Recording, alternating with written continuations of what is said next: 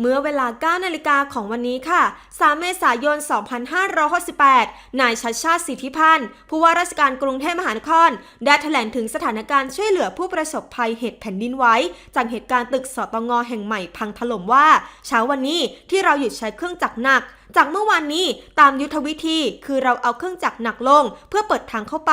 โดยเริ่มตั้งแต่เวลา 18 นาฬิกาถึง 21 นาฬิกาจึงหยุดเครื่องจักรหนักและให้ทีมค้นหาหลายกลุ่มรวมถึงสุนัขเคนายเข้าไปในพื้นที่โดยเวลาประมาณ 22 นาฬิกามีกู้ภัย1 ทีมเข้าไปในพื้นที่ที่เป็นโพรงพร้อมทั้งตะโกนและได้ยินเสียงผู้หญิงตอบกลับมาเบาๆเจ้าหน้าที่จึงนำเครื่องสแกนตรวจสอบพบร่องรอยคล้ายร่างกายจากนั้นจึงนำโซน่าหย่อนลงไปพร้อมถามว่าหากยังมีชีวิตให้ขอตอบกลับมาเจ้าหน้าที่คล้ายๆว่าได้ยินเสียงตอบกลับมาค่ะด้านผู้ว่าชัชชาติเปิดเผยด้วยว่าเมื่อวานนี้ทีมได้ประเมินกันแล้วยังเป็นความหวังเล็กๆที่อาจจะมีผู้รอดชีวิตอยู่ในบริเวณนี้ซึ่งเป็นทางหนีไฟ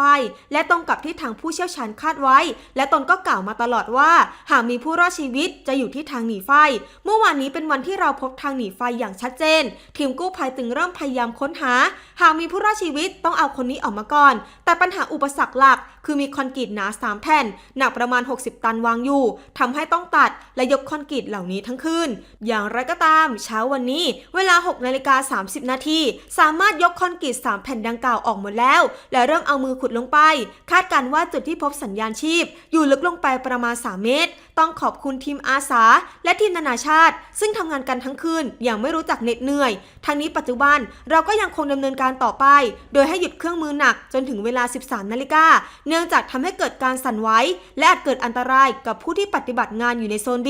อีกทั้งมีเสียงดังซึ่งอาจทำให้ไม่ได้ยินเสียงหากมีผู้ส่งเสียงร้องขอความช่วยเหลือจึงต้องการความเงียบค่ะผู้ว่าชัชชาติกล่าวย้ำด้วยว่าอย่าไปตั้งความหวังแต่เราก็ไม่หมดหวังเนื่องจากสัญญาณที่พบยังไม่ชัดเจนมากแต่เราก็พยายามเจาะรูเจาะโพรงทั้งคืนตอนนี้หน่วยแพทย์ก็เตรียมพร้อมอยู่ในพื้นที่รับผิดชอบโดยทหารและตำรวจสมมุติว่าเราเข้าถึงผู้รอดชีวิตก็มีกระบวนการดำเนินการตามขั้นตอนเชื่อว่าสิ่งที่เราพยายามทำตอนนี้เรามาถูกทางแล้วเชื่อว่าจะสร้างกำลังใจให้กับทีมงานขึ้นระดับหนึ่งแต่เป็นความหวังเล็กๆที่ทำให้เราก้าวต่อไปได้